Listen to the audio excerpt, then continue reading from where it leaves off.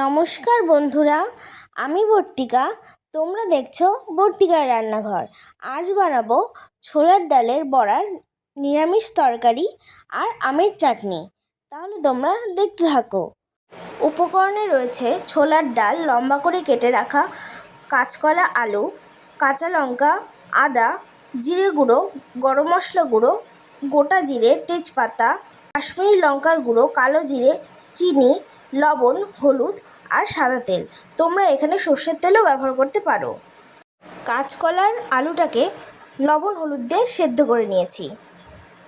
এরপর ছোলার ডাল মিক্সিতে পেস্ট করে নিলাম।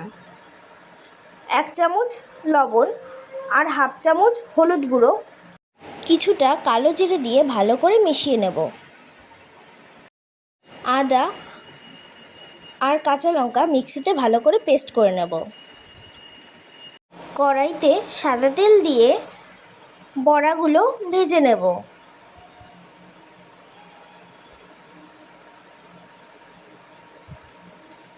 এপিট ওপিট করে হালকা করে লাল লাল করে ভেজে তুলে নেব। এভাবে আমি প্রত্যেকটা বড়া ভেজে নিচ্ছি।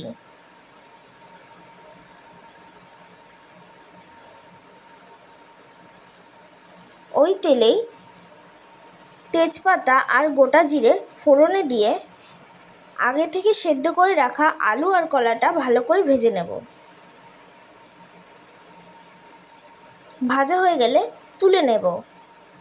কিছুটা জিরে ফোড়নে দিয়ে আগে থেকে বেটে রাখা কাঁচা লঙ্কা আদার পেস্টটা দিয়ে দেব।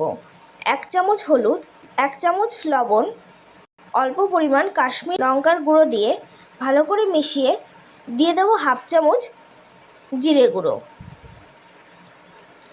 মশলার কাঁচা গন্ধ চলে গেলে দিয়ে দেব ভেজে রাখা কাঁচকলা আর আলু।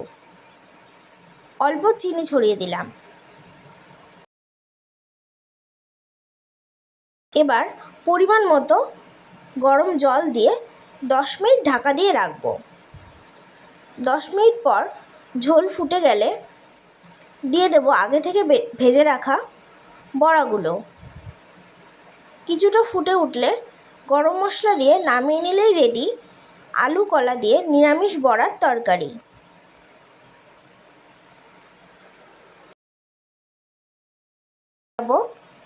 আমের চাটনি। উপকরণে রয়েছে কাঁচা আম টুকরো করা, চিনি, লবণ, হলুদ, শুকনো লঙ্কা, 5 ফোড়ন আর একটু মৌরি গুঁড়ো। কড়াইতে সামান্য সর্ষের তেল দিয়ে দেব।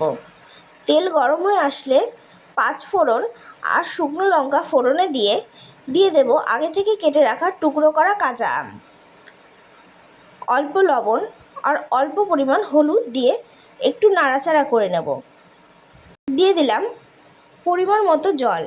এবার ঢেকে রাখবো আমটা সেদ্ধ হওয়া অবধি। আম সেদ্ধ হয়ে গেছে। এবার আমি এখানে ছোটো বাটির 1 বাটি পরিমাণ চিনি দিয়েছি। চিনি মিশে গেলে মৌরি গুঁড়ো দিয়ে নামিয়ে নিলেই রেডি আমের চাটনি। কেমন হয়েছে বন্ধুরা আমার দুটো রেসিপি? অবশ্যই জানাবে।